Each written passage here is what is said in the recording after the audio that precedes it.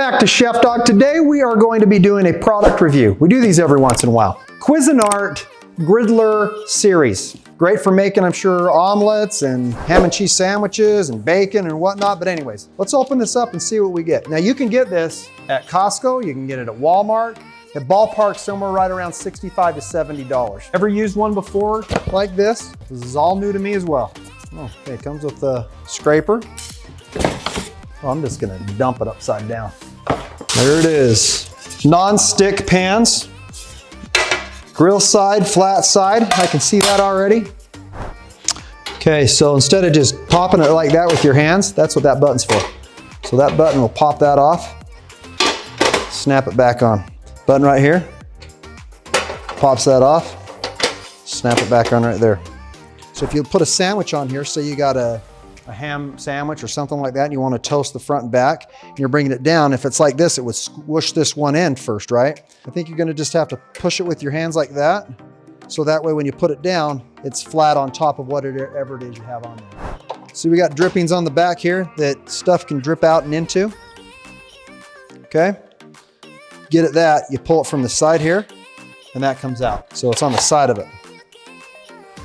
Okay, so size-wise, we have tape. Oh yeah, we do. Exact dimensions, let's say 11 inches wide by 9 inches deep. So 11 inches by 9 inches. Now some of the stuff that they're saying on here, multiple cooking options, one set of plates, adjustable housing, offer 5 different cooking options. Full grill, full griddle, half griddle, which of course, yeah, you could pop that off and do griddle on one side and flat on the other. That's true too.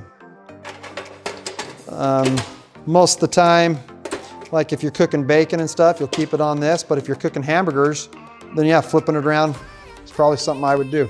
Is this lever here on the side? That's if you want to tilt this thing back. Gotta keep it like that. I would say do this first before you heat it up because it's already warm now, but lock it in. And this lever right here allows you to flip it back so that it lays out flat. So there you go.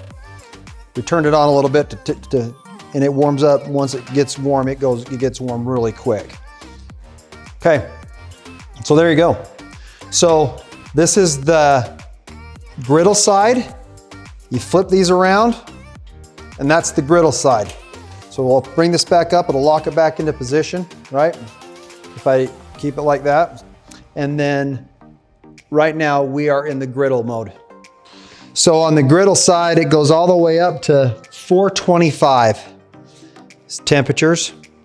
And then on your grill side, it goes from a low, medium, high to a sear. So again, depending on how you want to use it and how you want to cook with it, there you go, those are your options. And you kick it over here to grill, kick it over here to griddle. So right now, we'd be on the griddle side. I'm gonna make a ham and cheese sandwich.